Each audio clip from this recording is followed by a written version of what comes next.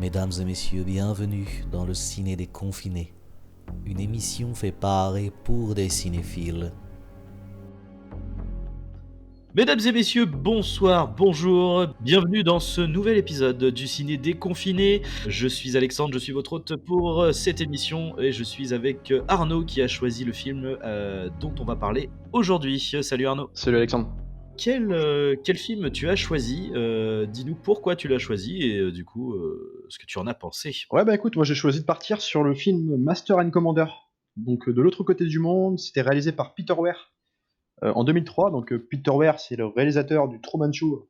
Je pense que je vais pas présenter le film, tout le monde le connaît, hein, sorti en 98 avec Jim Carrey.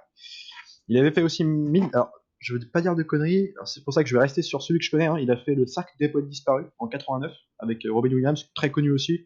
Et d'ailleurs les deux films sont des films super. Alors moi j'adore, déjà je vais pas cacher que j'ai une petite tendresse pour ce réalisateur, mais Truman Show c'est un de mes films préférés, littéralement. Et d'ailleurs de la même façon que dans un autre genre, c'est vrai que des poètes disparus, j'ai trouvé ce film incroyable, simplement incroyable. Mais c'est des films qui m'ont marqué vraiment.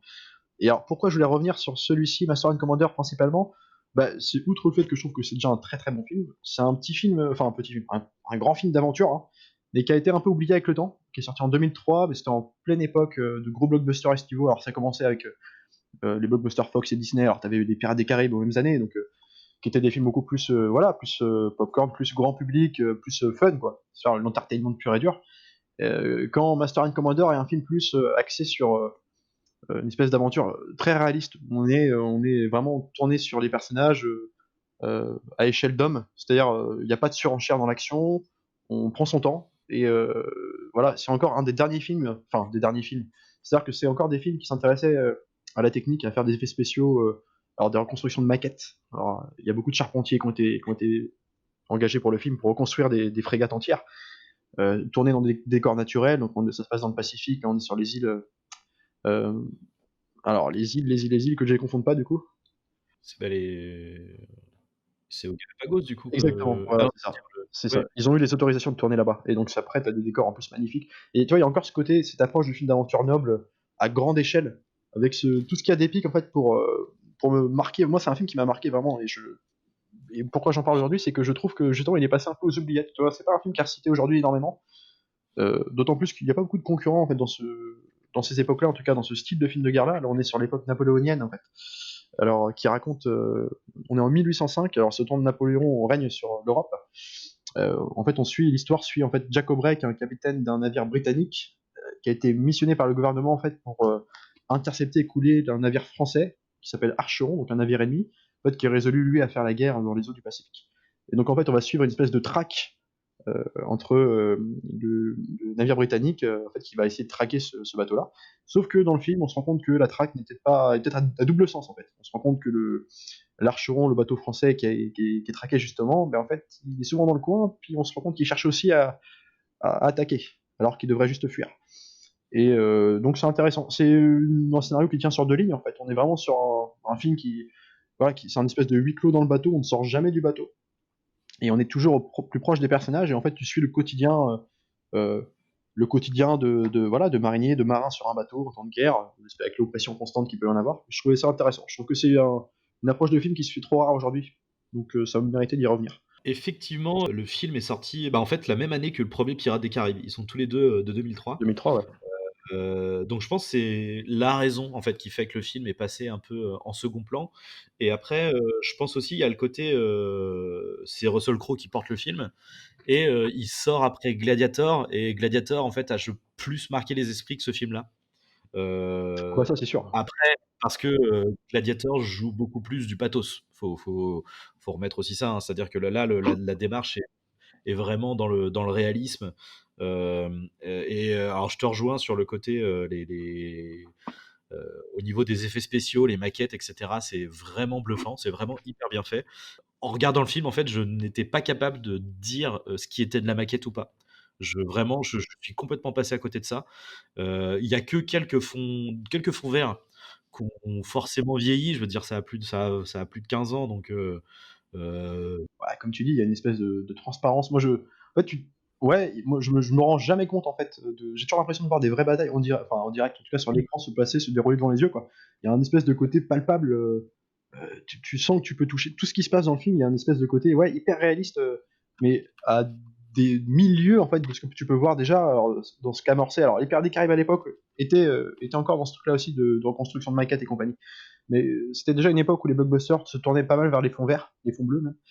Et le côté surenchère, incrustation, alors parfois bonne ou mauvaise, mais un côté qui te sort du film, un artifice de réalisation qui d'entrée n'est pas naturel, voilà. Et et là un film comme ça, je trouve que ça te permet de jouer sur de l'immersion, mais bien plus intensément encore. Tu vois.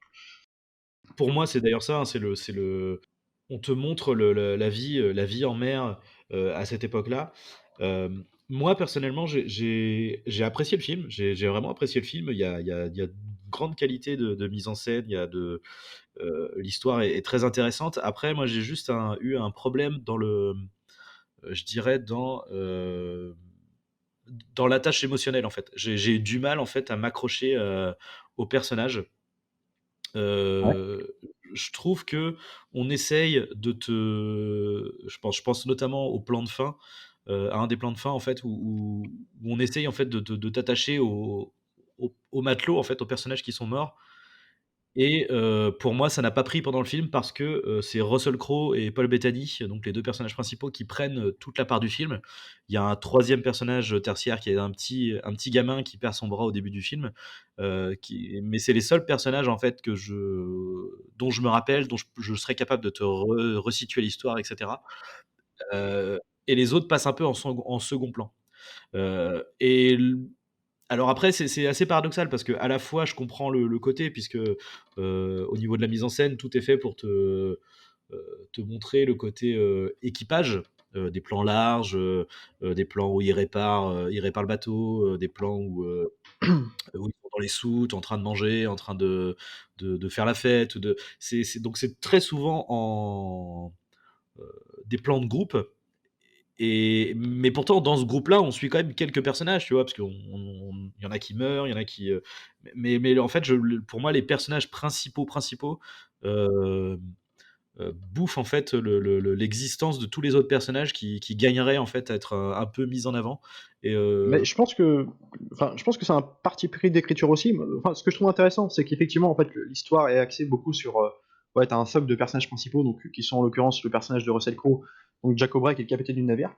Et alors, tu suis donc. En fait, ce que je trouve intéressant, c'est que donc le capitaine du navire, tu suis sa relation d'amitié avec son médecin, le médecin du bateau. En fait, tu suis comment dire, des relations qui sont pas à sens unique, si tu veux. Ils sont tous en train de se contredire dans le film. Et c'est ce qui, par exemple, le personnage du médecin contredit souvent la vision de la mission que peut avoir le personnage de Jack O'Way. Et il lui dit, mais écoutez, c'est pas comme ça que vous devriez faire. En fait, il y a des scènes de tension entre les deux hommes qui vont, comment dire, qui vont les faire exister et qui vont créer une espèce de relation d'amitié. Euh, alors, d'amitié, comment dire, qui n'a pas peur de se confronter, de se dire les choses, et en fait que je trouve qui va les rendre attachants en fait au fil du temps. Et en même temps, pourquoi je trouve que ça éclipse pas les autres personnages, c'est-à-dire tous les marins du bateau, c'est qu'en fait les marins du bateau sont filmés comme des gens qui vont en fait obéir. C'est souvent là pour le coup des plans larges sur le groupe qui bosse, comme tu dis. Et en fait, tu vois des professionnels au boulot, quoi. Et il y a ce côté fratrie, collectif, l'équipage, le côté collectif en fait qui est vraiment axé dans l'écriture. On s'intéresse pas forcément à tous les personnages en détail dans les marins, mais ce côté de voir des gens en équipe travailler, quoi. Et qui vont en plus servir évidemment, hein, bien sûr, les personnages principaux donc, qui sont le bateau, qui sont le capitaine du bateau et le médecin. Alors, ce qui est intéressant, c'est que dans toutes les scènes de guerre aussi, alors, ou les scènes de bataille, qui sont pas nombreuses dans le film d'ailleurs, hein, mais dès qu'il y a une scène de confrontation, tous les personnages qui ont été blessés vont passer par le cabinet du médecin. Alors tu les vois en plus, ils lésinent pas sur, je veux pas dire le gore, mais sur le côté sanglant, le côté très réaliste du truc quand même. Alors tu vois des grosses blessures, et en fait, ça aussi, c'est dans ces moments-là qu'il va y avoir des petites discussions entre les personnes. Ça va créer en fait un rapport affectif aux gens. Tu vois, qui vont comment dire, qui vont se livrer, se libérer en période de grosse tension. En fait, ils vont donc là chez le médecin, ils vont passer à deux doigts de la mort, et en fait, ils vont révéler un peu qui sont au médecin, qui va lui passer le mot à Russell Crowe, puis il y a une espèce de rapport d'équipage qui se passe le mot. Il y a un côté, je sais pas comment dire, une espèce de point de vue collectif que je trouve intéressant, que je trouve en fait je pense, décidé dans le parti pris de l'écriture. En fait, je pense que c'est vraiment un film qui est axé vraiment, tu suis le commandant-chef, principalement avec tous les décisionnaires du bateau et l'équipage qui va les suivre simplement à faire leur boulot, quoi. C'est une espèce ouais, de parenthèse un peu sur le collectif, quoi, que je trouve intéressant dans un film de guerre comme ça, avec une fratrie d'hommes confrontés à la guerre, quoi. En fait, je trouve ça intéressant. Par contre, c'est juste que pour moi, c'est vraiment une question de dosage, en fait. Je trouve soit, pour moi, on ne s'attarde pas assez sur l'équipage pour que ça soit important, euh, et l'équipage est trop présent pour que l'histoire du capitaine soit, comment dire, pleinement satisfaisante, en fait. En fait, je pense que c'est vraiment ça qui m'a gêné au global dans le film. Un espèce d'entre-deux qui du coup, en fait, en sortant du film, je me dis tiède, tu vois. C'est-à-dire que je comprends après, parce que après, on en reparlera, mais par rapport au but et au message du film, enfin, en tout cas, ce que je pense être le message du film, c'est logique. Mais le problème, c'est en termes de ressenti et d'immersion dans le film, du coup, le côté tiède fait que personnellement, le Ouais. film ne m'a pas marqué, en fait. T'as pas ressenti l'immersion comme moi j'ai pu la ressentir, j'ai l'impression. Bah ouais, en fait, par contre, comme je te dis, tu vois, clairement, c'est factuellement hyper bien fait, quoi. Genre effectivement, les scènes de bataille, qui sont peu nombreuses, mais qui sont ouf. Mais même au-delà des scènes de bataille, hein, tous les plans larges du bateau qui vogue, etc. Je veux dire, à tout le temps, tu te dis, mais en fait, ils ont vraiment tourné sur ce putain de bateau en pleine mer, quoi. Le, Bah ouais, non mais c'est ça, il y a un côté. je vais avancer un peu à la scène de tempête, qui est effectivement, et on en avait parlé, et elle est folle. Enfin, à aucun moment je vois l'artifice, en fait. Cette scène est vraiment dingue pour ça. Ils utilisent aucun, tu vois, il y a aucun, par exemple, ralenti, d'image accélérée, d'espèce de jeu de lumière grossier, enfin rien, aucun artifice de mise en scène qui pourrait te faire sortir du film en te disant putain, je vois un film. En fait, là, moi je trouve que t'es dedans dans le côté, alors parfois contemplatif, hein, il y a beaucoup de scènes qui sont entre deux scènes de bataille qui vont être des grandes discussions, tu vois, où ça va avec, on en parlait quand on avait fait un petit débriefing du film, avec un jeu ouais un peu théâtralisé, genre c'est dans l'excès, tout, et en fait il y a un côté on prend le temps aussi de poser une ambiance, moi, que je trouve, alors moi que j'ai ressenti vraiment pleinement. Et d'ailleurs, je conseillerais ce film à tous ceux qui ont aimé des films comme Le Bateau, Das Boot de Petersen. Tu vois, il y a ce côté, je sais pas, ce côté, on suit le déboire de personnages mis dans une situation pas possible. En l'occurrence là, c'est la guerre. Confiné, c'est une espèce de huis clos. Alors, si je peux appeler ça un huis clos, ça se passe quand même toujours dans le bateau, le film. Et il y a un côté presque étouffant. Et en fait, moi, ça me suffit à m'attacher au personnage, si tu veux. J'ai pas besoin d'avoir un espèce de comment dire d'origine story ou de traitement des, tu vois, le simple rapport au collectif, moi, me va dans un truc comme ça. En fait, ça me permet d'avoir une vue d'ensemble sur les personnages, de savoir à peu près qui fait quoi dans le bateau. Il s'attaque sur des personnages, par exemple, alors je veux dire annexes, ils sont pas principaux. Il y a le personnage d'un amiral de garde, celui qui est chargé de surveiller la nuit, alors ou le jour, hein, peu importe, mais c'est souvent la nuit qu'il est missionné pour aller surveiller ce qui se passe si des bateaux sont en approche, et notamment le bateau ennemi, là, qui s'appelle l'Archeron. Et ce mec-là, en gros, on comprend il va devoir gérer des hommes par la suite. C'est quelqu'un qui est promu à devenir le chef. Et en fait, il se rend compte, tout le monde se rend compte dans le bateau qu'il n'a pas les épaules pour le faire. C'est quelqu'un qui manque très clairement de charisme, en fait, et simplement d'autorité.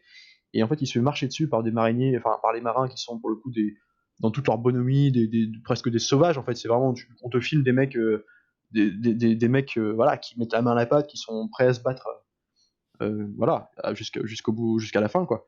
Et en fait, il se fait piétiner par ces mecs-là, et en fait, le personnage est tiraillé. Et moi, je trouvais ça intéressant dans l'écriture de ce personnage-là, qu'on a déjà vu. Hein, c'est des personnages qu'on voit, qu'on a déjà vu dans d'autres films d'aventure. Mais là, ça marche, comment dire, beaucoup sur des messes basses. Alors les gens vont commencer à parler de lui dans le bateau en disant que il, il est déjà il est poissard, parce que dès qu'il intervient, bah, t'as le bateau ennemi qui est en route. Alors il commence à se demander si c'est pas un peu une espèce d'incarnation du mal, quoi, que le mec il a pas un rapport voilà, mystique. Et en fait il commence à le critiquer beaucoup, à la limite simplement le victimiser, en lui coup d'épaule dans le coude et compagnie. Et je trouve que son tiraillement, parce que lui qui n'ose pas s'affirmer en souffre beaucoup de ça, il observe, il se rend bien compte que tout le monde lui crache dans le dos, quoi. Et ça va déboucher sur un suicide, du coup. Et je trouvais ça intéressant parce que ça t'explique que le danger peut venir aussi bien de l'extérieur que de l'intérieur du bateau, quoi. Toute l'oppression qu'on peut ressentir en temps de guerre, c'est-à-dire les rapports étroits entre les personnages qui ne peuvent pas tous s'entendre et qui peuvent très vite déraper. Là, c'est un exemple typique. Je trouve que ça crée un sentiment de danger constant. En fait, quand bien même la frégate ennemie n'est pas dans les parages, il y a un côté presque suffocant des fois dans l'atmosphère qu'on peut ressentir aux confines d'un bateau, vraiment dans un espèce de truc en huis clos voilà, où on manque de tout rapidement. Il y a un côté, ouais, il y a un côté où t'es pas en sécurité, quoi. Une insécurité constante que je trouve intéressant et qui sert, je trouve, à l'écriture. En tout cas, si ce n'est à l'écriture, en tout cas au rapport que peuvent avoir les personnages entre eux, pour moi. Alors, c'est vrai que c'est intéressant ce côté-là. En revanche, moi, le seul truc que j'aurais à redire vis-à-vis de tout ce passage-là avec le second enfin le second, c'est pas exactement le second, mais c'est un lieutenant, quoi. Oui, c'est Un ça. des lieutenants qui va se suicider. C'est autant j'ai rien à redire sur son développement à lui. C'est-à-dire que c'est effectivement très bien amené la manière dont lui manque de charisme. Il essaye de se mêler à l'équipage et d'avoir de la sympathie et que les gens le trouvent sympathique en fait. Ouais. Il y a la séquence euh, après, je sais plus, je crois que c'est à un moment donné où ils viennent de réparer le bateau, ils ont fait le plein, etc. Et ils se mettent à faire la fête, à chanter, etc. Et lui chante en même temps, et tous se taisent et l'écoutent, mais un peu gêné, tu vois, un peu. Et donc tout ça, c'est bien construit, c'est bien amené. En revanche, le seul problème que j'ai, moi, c'est plus vis-à-vis des autres, en fait. C'est plus vis-à-vis de leur réaction que je trouve logique, qui est très logique, parce que ça se passe après. En gros, c'est une succession de mauvais de revers en fait. Ils se prennent la tempête, ils perdent quelqu'un. Ils arrivent dans une période où il fait hyper chaud, ils ont plus rien à boire, il y a plus de vent, donc le bateau avance plus du tout. Donc le côté, en fait, l'environnement est effectivement propice à ce que quelque chose se trame au sein de l'équipage, mais je trouve que la manière dont il se dirige vers lui, comme en le pointant comme bouc émissaire, en fait, est trop, je sais pas, mal amené. Il y a pas de Un peu la seule trop expédié, justification, peut-être. c'est tu le vieux, à un moment donné, il y a un vieux monsieur qui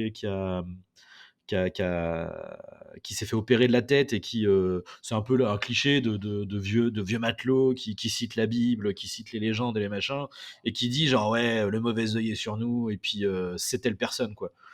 Et puis hop, ah ouais, c'est telle personne. Et puis et ça y est, quoi, c'est comme ça. Je sais pas, moi ça m'a un peu gêné ouais, la manière dont c'est amené en fait. C'est après Ouais, ce que ça apporte dans le récit, c'est très bien, c'est cohérent, il y a pas de problème.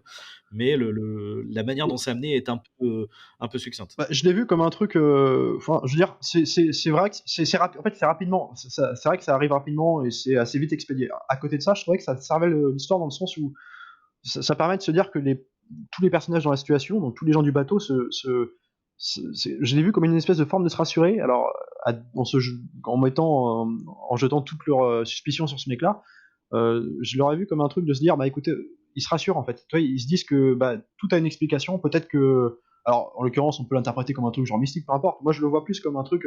Ils ont besoin de se rassurer en fait, de se dire que, mais c'est sa faute à lui, mais c'est pas les circonstances. Peut-être que, ouais, alors peut-être que s'il serait pas là, ce serait pas arrivé, tous les problèmes seraient pas arrivés. Il y a un côté, je vois plus comme un côté, faut se rassurer en période de guerre, quoi.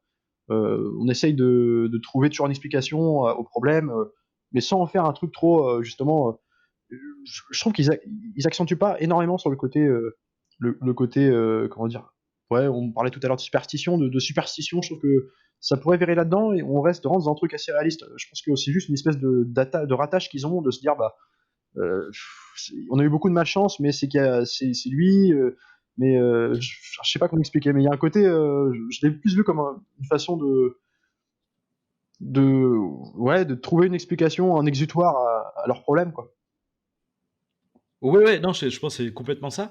En fait, en revanche, là, en y repensant, le seul truc qui manque pour moi, c'est en amont, en même temps que la caractérisation du personnage qui n'est pas à l'aise, qui n'a pas les épaules nécessaires pour sa tâche.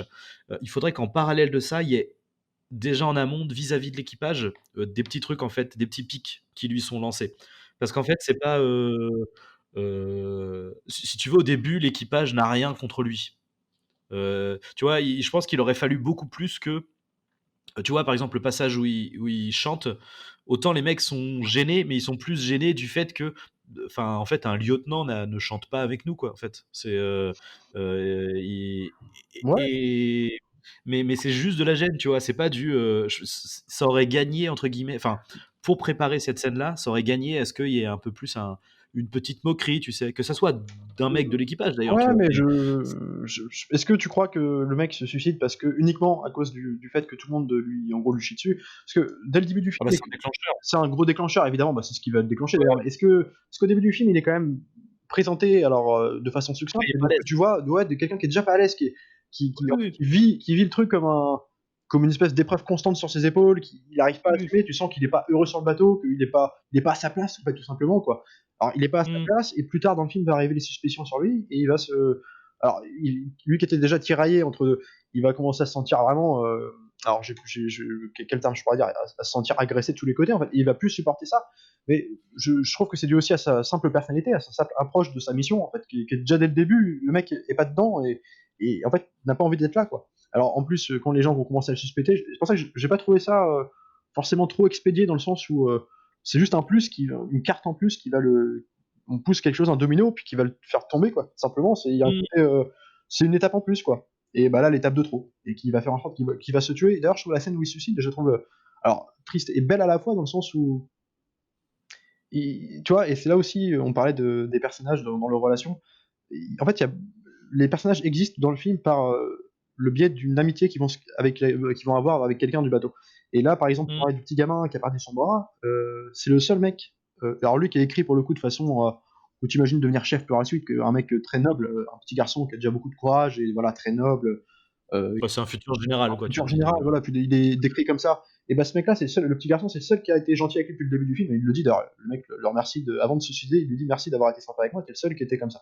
Et en fait, tu vois, je trouve que ces petits moments affectifs en fait entre deux personnages, bah ça fait exister les deux en fait, parce que du coup, tu vois, tu te rappelles dans le film quelles ont été leurs relations, euh, quelles valeurs, par exemple, le petit garçon a à ce moment-là, c'est-à-dire que tu sens, bah là, tu vois, ils ont pas besoin de te dire par des messes basses dans le bateau, bah tiens, ce mec-là, t'as vu, qu'est-ce qu'il est, il est noble ou quoi, bah tu le comprends juste par les actions, par les interactions entre les personnages entre eux. Et moi, je trouve ça intéressant. Et je trouve que cette scène, elle est d'autant plus triste parce que le petit garçon, quand il le voit sauter à l'eau, parce que le mec se tue en sautant à l'eau avec un poids, en fait, mmh. euh, bah, il est déchiré parce qu'en fait, c'est le seul qui a voulu l'aider et puis il a pas réussi.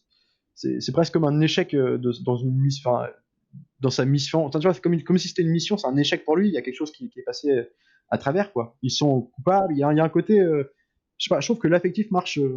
Les relations sont motivées par l'affectif, par la complicité amicale entre les personnages. Et, Mmh. Bah, tu vois justement, là je pense que en fait ça je pense que pour moi c'est révélateur du fait de ce que j'ai pas accroché dans le film. dis-moi. Heu, c'est que, oui ça marche là parce que c'est les personnages principaux, tu vois? C'est-à-dire que le petit gosse c'est, pour moi il y a 3 personnages principaux comme je disais et le petit gosse en fait partie. Donc le personnage du mec qui va se suicider là, le Jonah, alors Jonah qui est pas son prénom, mais c'est en gros c'est une superstition et en gros le mauvais œil est posé sur le bateau sur une personne qui porte malheur à l'équipage et cette personne-là est définie comme étant le Jonah. Donc le Jonah, il existe parce que le petit gamin qui est un personnage principal comment dire, a des gestes affectueux envers lui, essaye de l'aider, etc.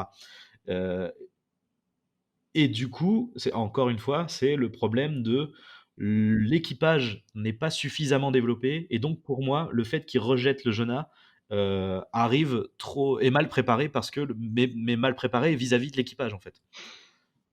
Ouais, mais je Je trouve sais pas si tu vois qu'il ce que je veux existait dire? quand même par lui-même, tu vois, avant que, Oui, oui, oui, avant que mais c'est le le petit fond. garçon, justement, essaye de l'aider, voilà, de le relever en tant que personne. Je trouve que il existe dans sa proportion à ne pas prendre de décision, justement, dans son côté non charismatique, dans sa présence faite de Mmh. chef qu'il n'est pas. Il est présenté comme ça dans le film, et je trouve qu'il existe par rapport à ça, et que je trouve ça cohérent qu'il soit. Que le suicide, c'est cohérent qu'il se suicide dans son évolution, mais Oui, oui. qu'il n'y ait pas une espèce de point d'appui sur le fait que ses camarades du bateau le victimisent tout le film. Je trouve que c'est aussi pas tomber dans le cliché, quoi. Parce que ça, on l'a vu beaucoup aussi dans beaucoup de films, le côté oppression de tout le monde, qui jette sur le même bonhomme. Alors après, peu importe comment ça se termine, mais en l'occurrence, c'est un truc que j'ai déjà vu. Et là, je trouvais ça malin de présenter ça, certes, mais en même temps de contrebalancer avec le fait que ce mec-là est juste un fragile de base, quoi, et qu'il a pas besoin des autres pour lui rappeler. Je pense que dès le début, il le sait, il le voit, puis de toute façon, on le comprend, c'est décrit comme ça.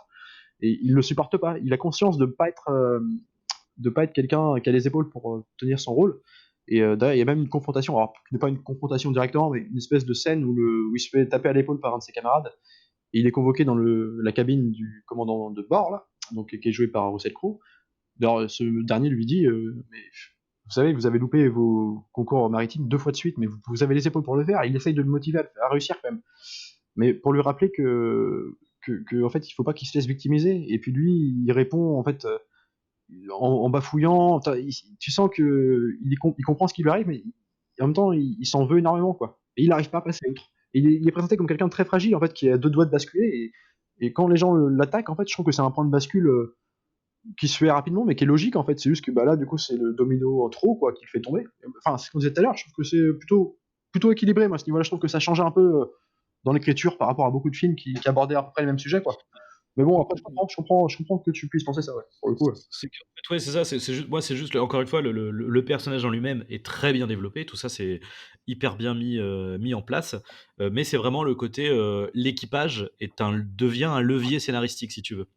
Ouais, mais je comprends Pour je vois comment tu moi, l'as il vu, tu l'as vu. faut Ouais. une petite préparation vis-à-vis de l'équipage pour que ce truc-là, en fait, hem, mais encore une fois, du point de vue de l'équipage, c'est-à-dire que parce que lui, le cheminement qu'il a dans le scénario, c'est tout à fait logique, mais du coup, l'équipage devient ouais, un appui sur lequel le scénariste se base, enfin, s'appuie pour faire bouger les autres personnages, si tu veux, du coup. Ouais, mais je comprends ton point de vue, dans le sens, Et du tu coup, penses qu'ils sont un peu dans l'ectoplasme, c'est-à-dire le côté, ils n'existent pas en tant que voilà, c'est individu qui pourrait, ouais, bah, voilà, bah, moi, ce que je c'est disais tout ça. à l'heure, je l'ai vu en collectif, en fait, donc moi, je l'ai pas, j'ai vu un point de vue collectif de l'équipage, en fait, ça m'a pas chauffé plus que ça, que chacun ne soit pas vraiment hyper surécrit par rapport aux personnages principaux, tu vois. Moi, je le vois comme une espèce d'agressivité collective, Ouais. mais bon. Bah, après, peut-être, on va peut-être changer de sujet, parce que peut-être, il y a quand même d'autres choses à dire, quoi. Non, non, mais en fait, c'est logique, mais après, c'est vrai que le truc, c'est que là, en l'occurrence, enfin là, tu vois, vu qu'on discute de ce passage-là, je me rends vraiment compte que c'est le point qui, en fait, pendant tout le film, parce qu'après, c'est là, on parle par rapport à ce personnage-là, mais en fait, pour à peu près tout dans le film, c'est, je pense, ce qui m'a gêné, en fait. Après, c'est un point, hein, je veux dire, c'est parce que euh, c'est ce que je disais, tu vois, le film, dans l'ensemble, je l'ai quand même vraiment apprécié. Et d'ailleurs, pour repartir sur autre chose, un truc que j'ai vraiment apprécié pendant tout le film, c'est la manière dont est présenté et caractérisé le vaisseau ennemi, l'Archéron, Bah qui ouais. est, Oh, qui est toujours, en fait, c'est une entité. C'est une entité, c'est toujours c'est le bateau fantôme, c'est quasiment un être vivant, en fait, l'Archéron. bien sûr. Même si on sait, voilà, que c'est un vaisseau français, qu'il y a, voilà, un amiral français qui est dessus, etc., qu'il a telle mission d'aller voguer, et c'est pour qu'on va l'attaquer. Mais la manière dont il est traité, et dont il est caractérisé, c'est une bête, en fait. Ouais, Euh, tu faisais un peu la référence dans le débriefing à Duel, dans l'approche un peu caractérisée du. Ouais, bah alors, à ceci près que, contrairement à Duel, là, tu comprends son. Enfin, tu comprends ses motivations. Que dans Duel, tu n'avais aucun. C'était un mystère total, c'était juste une espèce de. Alors, pour le coup, monstre, ouais, filmé comme un monstre. le genre n'est pas le même. Donc c'est pour Ouais, ça que ton duel, du coup, ça devient vraiment ouais, un film de monstre, simplement. Hein, tout simplement, c'est tu un vois. film de. Mais toi, Là, c'est effectivement pas la même approche, mais enfin, c'est pas la même approche. Je trouve que c'est quelque part la même caractérisation, et par la mise en scène, mais en fait. C'est ça qui est intéressant. ouais. Ouais, ouais, ouais. Toujours filmé dans la brume, toujours. Et puis comme on se concentre que sur l'équipage de Russell Crowe, Ouais, on a tout de son point de vue, en fait. Et du coup, vu que le bateau, ce qui est logique, en fait, vu que le bateau est trop rapide, ils arrivent jamais à l'avoir, en fait. Donc, ils n'ont pas de vue sur l'équipage, ils n'ont pas de vue sur la vie au sein de ce bateau. c'est ça. Et donc, du coup, pendant tout le film, jusqu'au climax, c'est ça, c'est hyper bien fait. C'est de la chasse, quoi. C'est effectivement, comme tu disais, c'est une partie de chasse. C'est le bateau britannique qui est censé chasser le bateau français, mais en fait, On sait pas qui chasse peut-être que c'est l'autre. plutôt lui, c'est plutôt l'Archéron qui est le prédateur et le bateau britannique qui est en fait le chassé. Enfin, du coup, c'est Puis, tout ce truc-là hyper bien. quand on parle de film Hyper de monstre, c'est bien aussi placé. dans l'iconisation, alors évidemment graphique, de mise en scène, c'est-à-dire comme tu dis, il y a beaucoup de la scène d'ouverture s'ouvre sur un mec, alors le personnage de l'amiral de garde qui va se suicider plus tard justement, qui est en train de surveiller justement ce qui se passe, on est en plein jour, dans la brume, en plein océan, et il voit dans la brume l'espèce d'ombre du bateau, mais il est pas sûr de l'avoir vu, alors il va regarder puis il est plus là.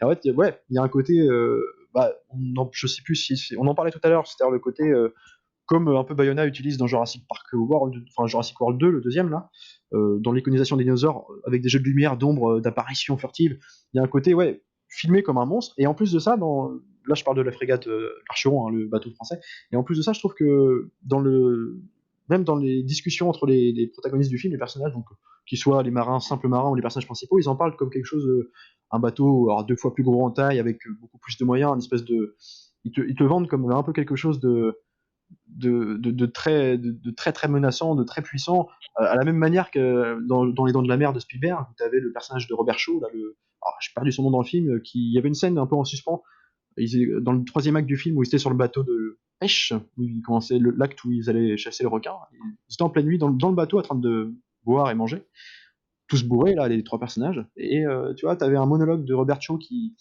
te racontait des histoires qu'il avait vécues, pourquoi il avait peur des requins dans l'Indianapolis, et en fait, ça t'iconisait le requin, ça t'en faisait un truc encore plus menaçant, surtout qu'à ce moment-là, tu l'avais pas encore vu énormément dans le film. Et ben là, je trouve que c'est pareil, il y a un côté, c'est dans la même technique d'écriture. Et alors, dans l'iconisation, dans ce qu'en disent les personnages, tout les ragots, vérité, mais en tout cas tout ce qu'ils peuvent se dire sur ce bateau, dans la frégate du personnage de Bray, donc Russell Crowe. Puis, je sais pas, il y a un côté, dans le point de vue géographique aussi, comme tu l'as dit tout à l'heure, en fait, le bateau en question qui pourchasse, en fait, on se demande si c'est pas plutôt l'autre qui le pourchasse, parce que géographiquement parlant, sur le planisphère, il devrait pas être là à certains moments. C'est-à-dire que il y a des moments où ils l'ont mis des centaines de milles, ils ont pris 100 000 de retard, et en fait, ils le rattrapent tout de suite. Ou justement, le bateau qui devrait être bien, bien plus loin, en fait, va se rapprocher d'autres, il va être tout près. Il y a un côté, c'est pas logique, c'est pas cohérent en fait, d'un point de vue maritime. Qui chasse qui, quoi, en fait, dans le truc. Ouais, c'est ça, ouais. Et puis ça, c'est vrai que c'est pour le coup, la scène d'intro est hyper efficace pour ça, parce que du coup, ça te met tout de suite ça te met tout de suite dans ce jeu-là, quoi. Puisque du coup, on te présente au début, il me semble que c'est écrit en texte, avec, on t'explique tous les tenants, le bateau, l'Archéron, qui est chassé par le bateau britannique. Donc on te pose ça, et première scène, c'est l'Archéron qui attaque le bateau britannique. C'est ça. Donc déjà d'entrée de jeu, ça te remet le truc en question, quoi. Là où tu te dis, on va être dans l'attaque, non, en fait, on va être dans l'oppression constante de putain, en fait, le bateau, en plus, il est plus rapide que nous, donc comment on va faire pour l'avoir. Et puis, vu que toute la première moitié du film, c'est que des revers, il y a en vrai, il y a qu'une petite victoire, entre guillemets, du bateau britannique, c'est le moment où ils arrivent à le feinter, qui est super, Ouais, super bien joué. ils font un piège, bien sûr, ouais, c'est une super scène, ça. Qui est en plus hyper cool, parce qu'il joue sur une espèce de comment dire. Alors, en fait, le bateau français va être berné en même temps que nous, c'est-à-dire qu'on comprend pas ce qu'ils font, en fait. C'est-à-dire que le mec il crée un petit bateau, il met des lumières dessus, puis à un moment donné, donc que Russell Crowe dit à un de ses seconds, genre, bah tiens, c'est ton bateau, tu vas y aller. Et puis une fois que tu as compris qu'en fait ils sont en train de faire, vu que alors c'est une scène qui se passe en pleine nuit, en fait, il crée une espèce de petit radeau, et il simule en fait les lumières du bateau, donc les 3 lumières, les 2 sur les côtés et la lumière qui est en haut, sur ce petit bateau, en fait, pour qu'ensuite, le bateau Oh, principal éteigne toutes ces lumières, se casse, et que du coup, c'est un leurre, quoi, et du coup, et ce qui fonctionne. Et du coup, jusqu'au moment où tu vois les lumières allumées, que tu vois les 3 lumières, et que tu fais: tu «Ah comprends, ouais. putain, ah oui, non mais d'accord, OK, Et là où c'est marrant, c'est moi je trouve dans la gestion du temps, c'est-à-dire que justement, comme il utilise beaucoup de plans qui respirent très long, presque contemplatifs, hein, souvent. En plus là, dans cette scène-là, alors là, moi je parle de la photo, je sais pas, je me renseigne sur qui a fait la photo, je la trouve extraordinaire dans ce film-là. Et là, c'est à ce moment-là, il y a des jeux en clair-obscur avec le bateau ennemi l'Archeron en approche. Alors tu vois son nom dans la nuit qui va intervenir en mitraillant en fait, ce qu'il croit être le bateau, en fait c'est le piège là. En fait, t'as des jeux de lumière avec les explosions de canons dans la nuit, avec la fumée. Enfin, il y a un travail sur le son qui est incroyable. Moi, je trouve qu'il y a un son dans le film. Genre, je ressens les tirs et les coups de canon comme. Alors, ils sont très réalistes. Enfin, genre, du point de vue sonore, t'as l'impression que il n'y a pas eu de traitement de mixage derrière, que c'est vraiment les vrais coups de canon, quoi. Comme j'ai eu la même sensation de chaos. Par exemple, dans un film comme Hit de Michael Mann, t'as une scène, la scène plus connue du film, hein, la scène de où ça se mitraille dans la ville après le casse à Los Angeles, mais t'as un impact dans les coups de feu, un espèce de, c'est très fort. Il y a un côté, t'es accroché au fauteuil, quoi. Je sais pas comment, c'est un travail sur le son qui passe hyper bien dans le film. Alors, en plus, donc avec une photo incroyable, des jeux de lumière exceptionnels, quoi. Et cette scène-là, alors, ça m'amène à un défaut, moi, que je trouvais dans le film, c'est que moi, j'ai adoré la fin du film. Mais il y a quand même alors, le seul petit truc que je vais trouver à reprocher, c'est que justement, là, cette scène-là, ils font un leurre. Ils font un leurre pour piéger leur adversaire. Et en fait, à la fin du film, ils vont faire la même chose. Alors, d'une autre façon, c'est-à-dire qu'ils vont simuler qu'ils ont, qu'ils ont eu un accident enfin, que le bateau est presque en train de sombrer, en fait, il y a des flammes, il part en fumée. Alors, ils font croire que le bateau est endommagé. Ce qui n'est pas le cas. Alors, c'est un superflu qu'ils trouvent. Et en fait, ça va attirer donc le bateau Archeron dans les parages. En fait, l'Archeron va croire simplement que ce bateau a un problème et qu'ils vont pouvoir l'attaquer facilement. C'est un leurre, évidemment.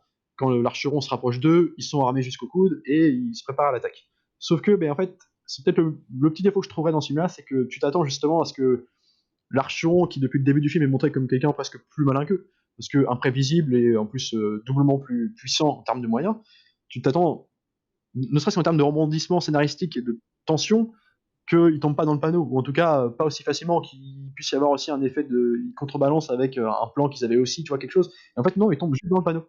Et donc en fait, l'enjeu dramatique n'est plus de savoir est-ce que le plan va marcher, c'est de savoir qui va s'en sortir, quoi. Et comme ils s'en sortent en plus tout de suite assez rapidement, moi j'aime bien la scène, je la trouve assez efficace parce que je dis assez rapidement, elle est quand même sur la durée, dans le plan dure longtemps à l'écran, mais comme l'enjeu n'est que de savoir si n'est plus de savoir si le plan va marcher parce qu'il marche déjà, mais de savoir qui va gagner simplement, et qu'on s'imagine dans un film d'aventure comme ça que ils vont pas faire le coup où l'Archeron va gagner, ce serait improbable, quoi. Donc tu t'attends un peu à la fin. Du film, quoi, donc Ouais.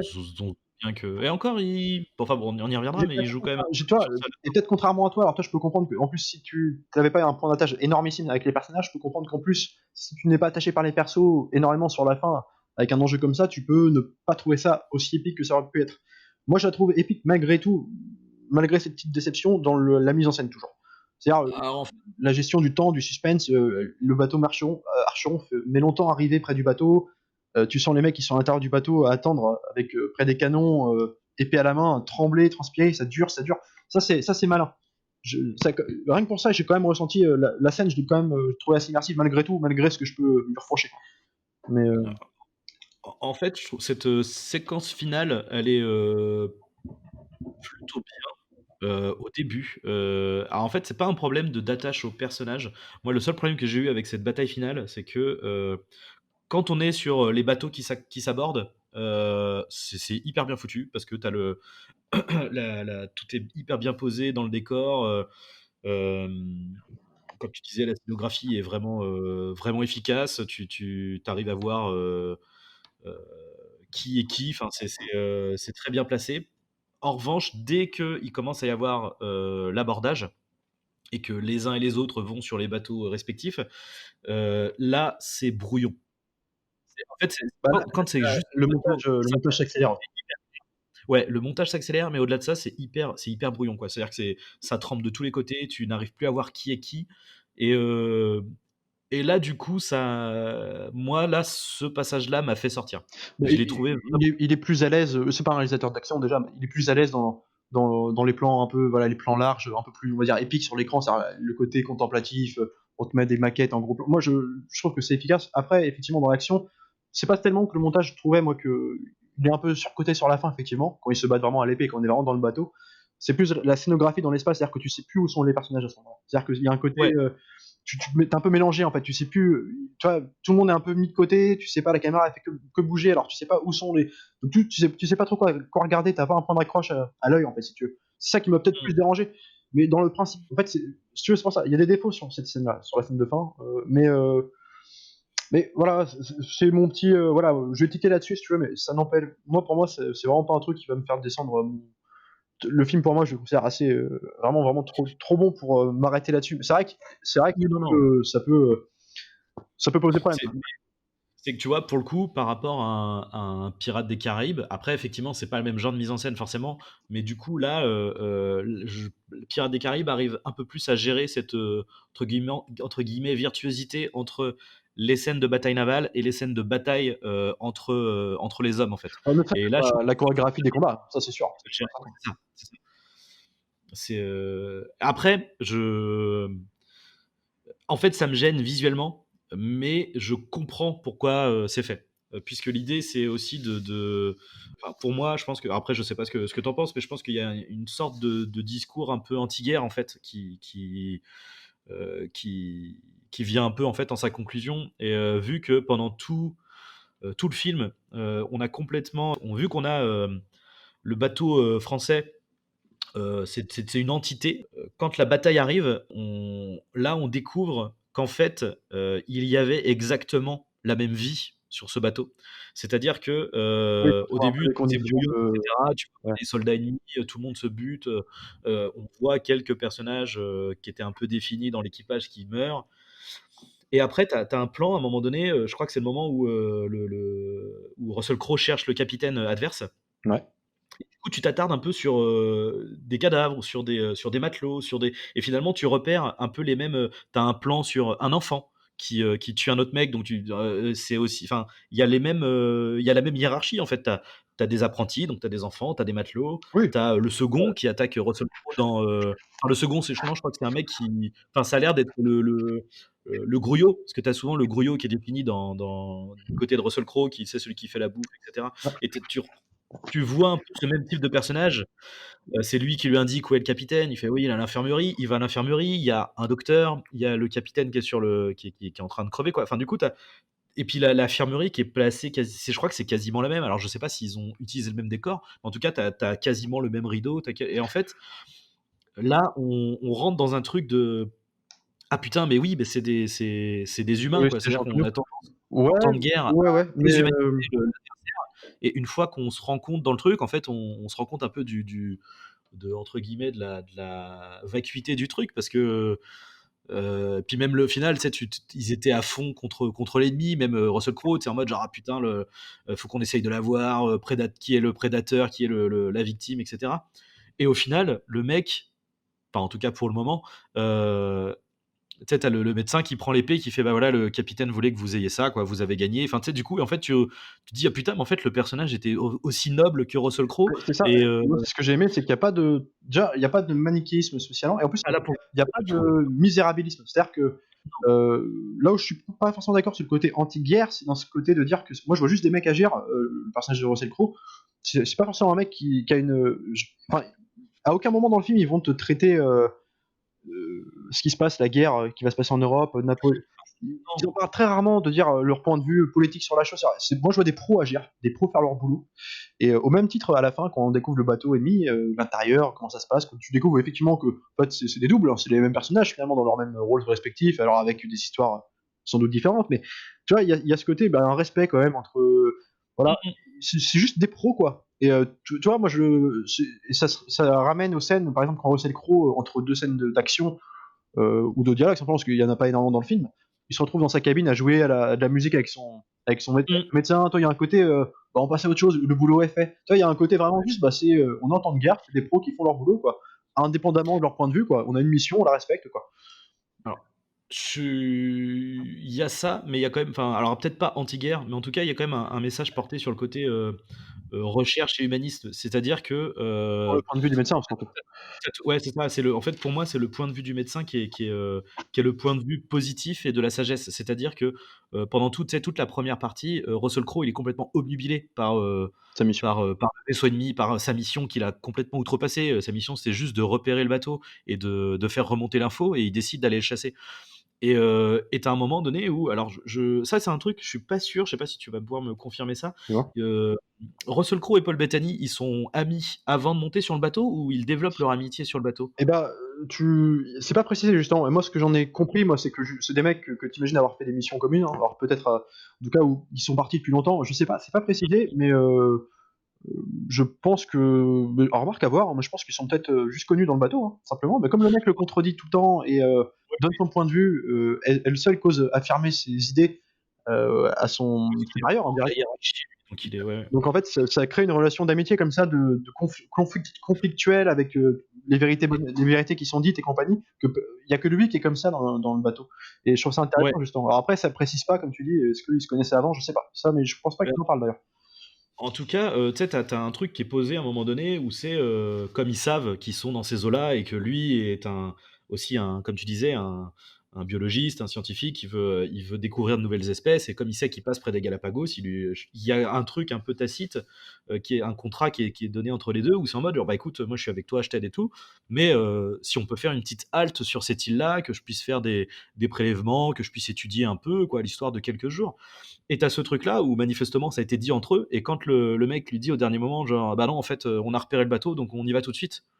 Et là, le mec il fait, bah attends, enfin, enfin, tu m'avais donné ta parole, quoi, genre, on va faire ça. Et le mec, Russell Crowe est complètement omnubilé par du coup sa mission de guerre en tant que telle.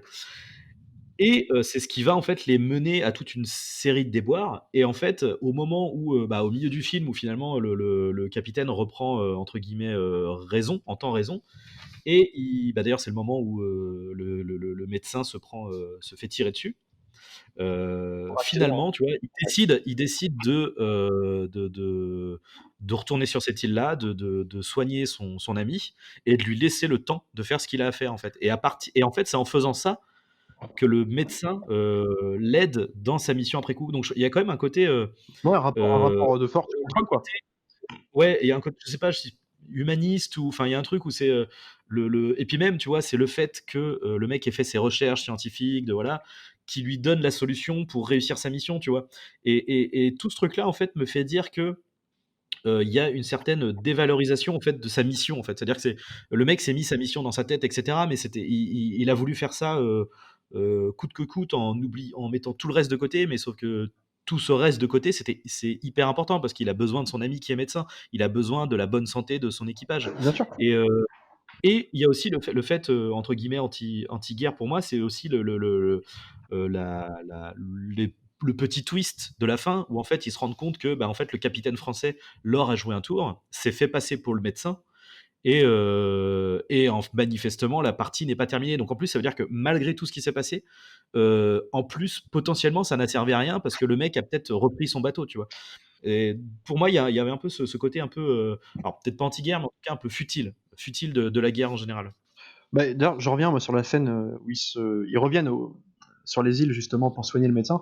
Et moi, je trouve que c'est vraiment là, je le vois dans le rapport aussi encore aux deux personnages, mais le mec lui dit, Mmh. mais j'espère que c'est blessé, donc il s'est pris une balle par accident, il est presque comateux, mais il est toujours conscient, et puis il lui dit, mais alors qu'il est traîné, jusqu'à une tente, un campement où il va se faire opérer justement sur l'île. Alors pourquoi sur l'île? Parce qu'ils ont besoin d'un endroit lisse pour pouvoir opérer, lui ouvrir le ventre. Mmh.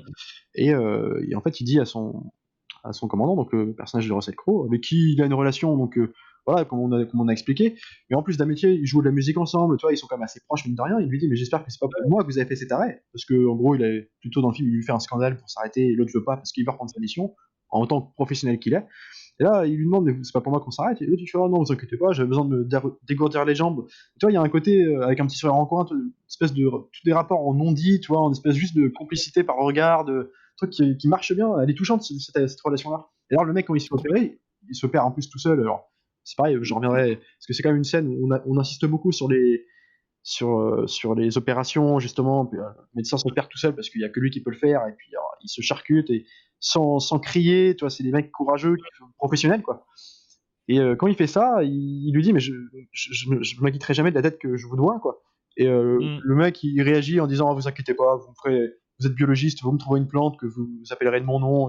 Il y a un côté très, une espèce de bonhomie, ouais, une espèce de symbiose dans leur relation, un truc qui marche bien, qui a pas besoin de mots, en fait, qui passe juste par leur complicité conflictuelle, ou simplement par le regard, quoi, qui est intéressant. Ah non, carrément. Bah, de toute façon, oui, j'ai envie de dire, leur relation à eux 2, c'est le point, D'ancrage du film, d'ailleurs, mais qui est le plus écrit, d'ailleurs, ça c'est sûr, hein, ça c'est ouais, certain.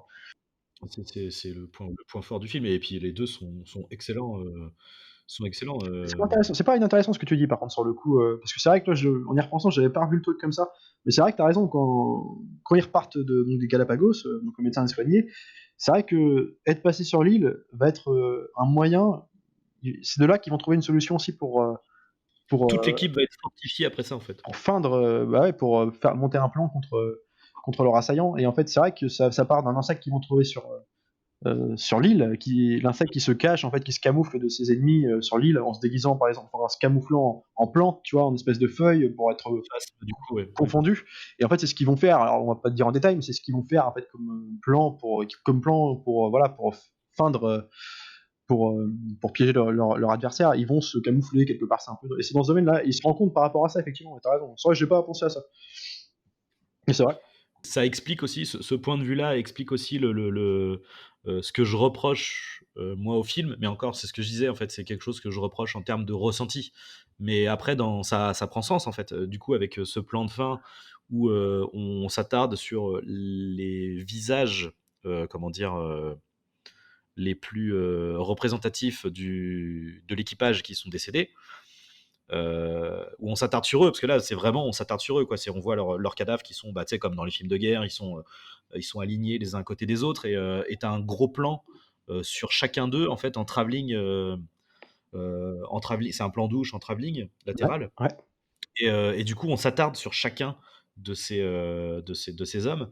Mais c'est vrai que, au vu du fait qu'ils n'ont pas été hyper bien caractérisés, alors certes, il y a le côté du message, bon bah voilà, là c'est un peu les victimes un peu inutiles entre guillemets, quoi. C'est les victimes de la guerre, tout ça, c'était un peu inutile. Bah, les grandes missions sont réalisées par les hommes les plus en bas, quoi. Il y a aussi un côté comme ça, tu vois. Voilà, il y a aussi ça, donc je comprends, mais le fait que, enfin, cette scène-là quand même est censée être touchante, tu vois. Je sais pas si tu vois ce que je veux dire. Elle l'est que parce que il y a un mort qui touche particulièrement le petit gamin qui est manchot là, Oui, avec qui il s'était mais promis sans. de se retrouver sur le pont.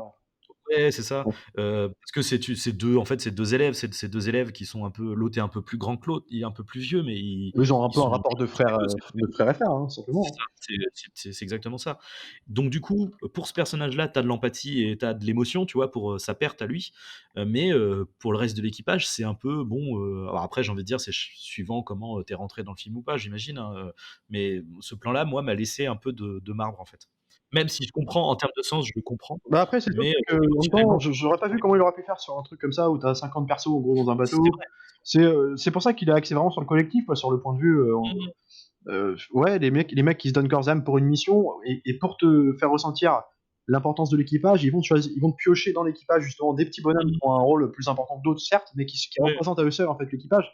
Et de Mmh. marquer la relation, justement, de la tristesse du petit bonhomme, là, le petit garçon qui a perdu un bras Mmh. parce que son camarade, son grand frère, entre parenthèses, a été tué pendant l'assaut.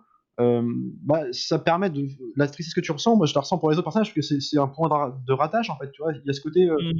c'est une sorte de symbole en fait ça représente l'équipage pour moi. Donc Mmh. pioché parmi quelques personnages qui sont plus atypiques que d'autres, quoi. Mais bon, je comprends qu'on puisse ressentir ça. Bah, est-ce qu'on dirait pas un petit dernier mot pour le film là? Un dernier ressenti général?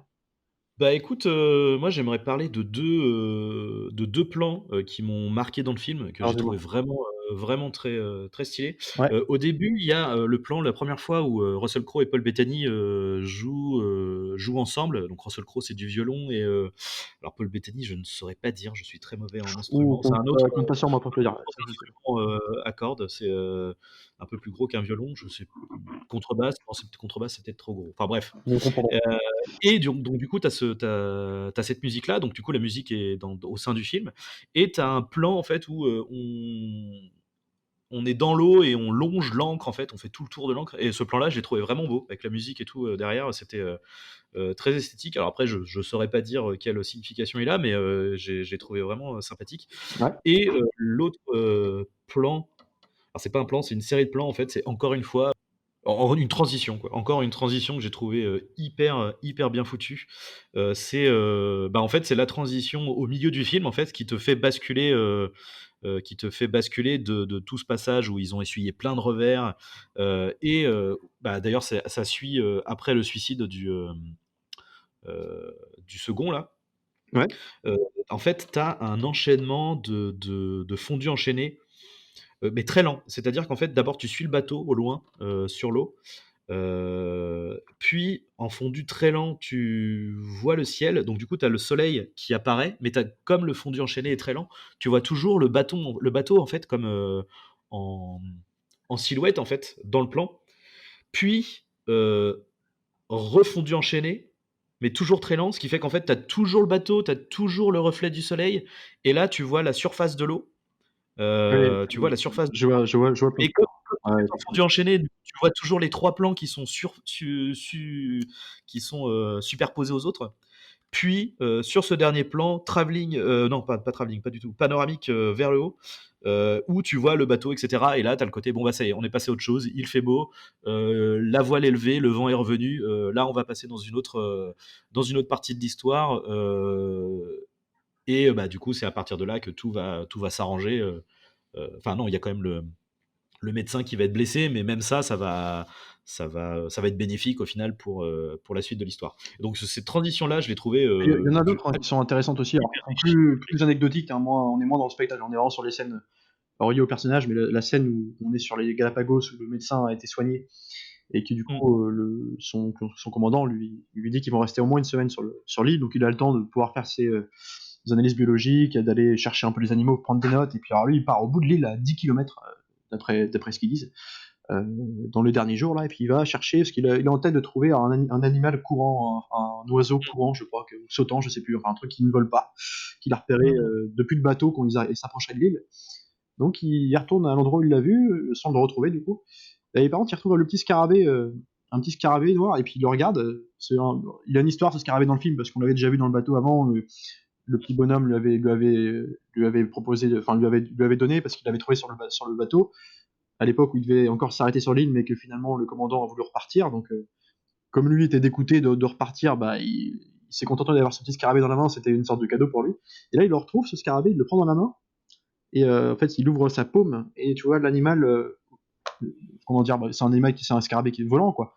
Donc tu le vois, enfin, comment dire, sortir, c'est pas ses ailes, enfin, tu vois ce que je veux dire. Il commence à être prêt à prendre son envol, et en fait, t'as un espèce de le fond est flouté, et en fait il y a une netteté qui commence à revenir sur le fond, et tu vois le bateau au loin, leur frégate qui part en même temps que le scarabée commence à voler. Tu vois, il y a des petits trucs comme ça qui sont malins, qui sont beaux à l'écran. En plus, je trouve c'est vraiment anecdotique, tu vois, mais des trucs qui marchent bien.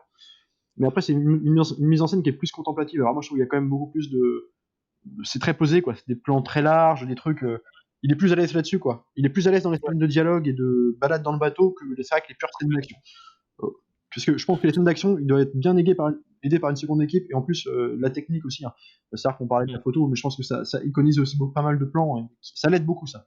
Mais voilà, après, moi j'en ai parlé encore une fois. Moi, c'était juste pour mettre en avant un peu une espèce de noblesse comme ça, de grands films d'aventure comme t'en vois plus aujourd'hui, quoi. Il y a un côté, avec cette espèce de précision maniaque du réalisme absolu, mais en même temps on essaie de faire du divertissement, mais qui prend le temps de s'intéresser à ses persos, où il n'y a pas un rythme effréné, c'est plus posé, il faut s'habituer, et je trouve que ça marche très bien. Moi, la revoyure, pour moi, c'est tout ce que j'aime. Et en plus, je trouve que pour un mec qui passe de Truman Show, Ça arrête depuis disparu, à ça, ce qui est pas tellement différent, dans le sens où on est quand même très sur les persos, mais je trouve que c'est un domaine dans lequel je l'aurais absolument pas attendu. D'ailleurs, je sais même pas s'il a fait autre chose. Je crois pas qu'il ait fait autre chose depuis. Et je trouve que ouais, je trouve que c'est un mec qui a fait quand même sacré bon film, quand même. Enfin, honnêtement, Peter Weir.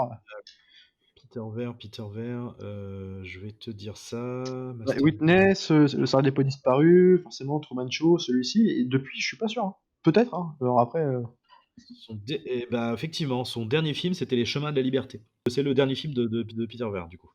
Il en a pas fait depuis. quelle année son Heu, anniversaire? de quoi? Quelle année, ça, tu l'as? 2011. 2011. 2011. D'accord, ok. Ouais. Ok. Et sinon, pour revenir, au directeur photo, alors petite anecdote rigolote, donc il s'appelle Russell Boyd Ouais. et je dis petite anecdote rigolote puisque je participe à un autre podcast qui s'appelle Cinémascope, le podcast, cinéma du Curie Club et en fait, le dernier épisode qu'on a enregistré, une des questions était la meilleure direction photo pour nous, enfin quel film avait la meilleure direction photo. Et du coup, une petite dédicace à Robin qui avait du coup parlé du film Pique-nique à Hanging Rock, qui est à Hanging Rock. Je n'arrive plus à parler anglais, c'est une catastrophe, c'est pas grave. De Peter Weir également, et du coup avec le même directeur photo. Donc je pense que c'est De Peter c'est son Weir. directeur. Ouais, de Peter Weir. 60 film de 75. Ah oui, d'accord. Voilà. Ah oui, donc tu vois, ouais, donc on se demandait avant Witness. D'accord, ok. Ouais, bah du coup, ouais, tu vois, c'est 75, c'est ça. Manifestement, c'est un de ses premiers films, Picnic à Hanging Rock. Ok, d'accord, ok. Ah bah tu vois, bah non, j'ai pas eu non plus. J'ai pas eu. Et bref, du coup, ça me donne envie, effectivement, de m'attarder un peu sur la filmo de Peter Weir. Pourtant, ça me dit quelque chose, T'as les vu choses. lesquels de lui, toi? De Peter Weir? Ouais. Ben en fait, soit je connais que de nom, soit je les ai vus et je les ai un peu oubliés. Je t'avoue que je sais pas trop. En tout cas, Les Chemins de la Liberté, ça me dit quelque chose. Donc, est-ce que je l'ai vu en entier ou pas? Je ne sais pas. Et Truman Show? Et Truman Show, bien sûr. Ouais. Truman Show Parce que que j'ai tu m'aurais adoré. dit, tu m'aurais dit que tu l'aurais pas vu, putain de Dieu, je te l'aurais sorti pour le prochain, obligatoire. Truman Show, ça fait partie de ces films que j'ai découvert. Dans ma famille, on a eu une période vidéoclub en fait où ma mère très régulièrement elle passait au vidéoclub et puis elle nous prenait des films. Bah, d'ailleurs, c'est comme ça que j'ai découvert Pirates des Caraïbes, Truman Show du coup. Où, du coup, où elle nous, tu vois, elle cherchait des films comme ça, tu vois. C'est-à-dire qu'elle savait que moi j'adorais Jim Carrey, The Mask et compagnie. Du coup, elle a cherché un film avec Jim Carrey et on tombe sur Truman Show, quoi. C'est vrai que quand t'es jeune, c'est génial de découvrir des films un peu comme ça. Euh, et bref, alors petite blague, hein, par contre, sur Russell Boyd, que tu vas, je pense, apprécier. Dis-moi. Il a fait la photo de Furtif de Rob Cohen. Et Je ne lui veux que du bien, du coup, moi j'adore Rob Cohen, donc dans le délire nanar, ça peut être sympa aussi. On parlait de Rob Cohen un jour. voilà, le mec a fait Master and Commander et 2 ans plus tard, il fait Furtif, il fait l'image de Ah, Furtif. Furtif. En sous équipe. Alors, Furtif, on rappelle, hein, le documentaire sur l'histoire vraie d'un avion de chasse télécommandé. Non, c'était un truc du genre, en plus, c'était pas un espèce de truc sans pilote qui partait en. Artificiel, je crois, c'est un truc autonome, je crois. Ouais, oh là, avec Jamie Foxx. Ouais. Et Jessica, y a pas Jessica Biel là-dedans aussi? Si, Il me semble, hein. Jessica Biel, ouais, carrément. Ça, c'était une pépite, ça. Ah, oui, un Ouais, mais grand c'est comme on film. disait à chaque fois, on parlait l'autre jour on en parlera peut-être plus dans plusieurs podcasts, mais James DeMont, le directeur photo de Die Hard, qui a quand même fait Speed 2 et compagnie, attention, hein, Tomb Raider. Tu sais, il y a du boulot, des fois, qui était pas forcément nécessaire, mais bon, comme tu dis, hein. Après, bon, des fois, il y a aussi le fait, genre, à un moment donné, tu as aussi besoin de bouffer. Là, en l'occurrence, Oui. sur Furtif, il est en seconde équipe, donc ça se trouve, tu vois, il a même été appelé pour relever un peu le niveau, si ça se trouve, tu vois. Furtif. 2005, ça. Ouais, c'est ça, 2005. Et puis Ghost Rider aussi, un grand film, s'il en est, avec Oh merde, Nicolas il a Cage. fait la photo, celui-là? Ouais. Ah ouais, là, Bon, autant je Furtif, bon, c'était pas le problème, la photographie du film. parce que Furtif, c'était nanar, mais c'était rigolo. Alors là, par contre, Ghost Rider, ah merde, ça pique. D'accord. C'était un peu chiant. Bon, écoute. C'était un peu chiant. Bref, voilà. Mais bon, en tout cas, avec Peter Weir, il fait du très bon boulot. Sacré réel aussi. Enfin bon, bah écoute, moi je suis à bout, hein, ce que je peux dire. Je pense qu'on en a fait le tour. Ouais, Encore une fois. fois. C'était notre retour sur Master and Commander, réalisé par Peter Weir avec Russell Crowe, avec Paul Bettany. Très bon film, je pense on valide. Ouais, ça me ferait mal, j'espère quand même. Ah ouais, super film. Si j'ai des réserves, c'est des petites réserves et c'était un très bon film. Sur ce, restez confinés, très important. Continuez à regarder des films. Et nous, on se dit à la semaine prochaine. Salut! Salut, au revoir.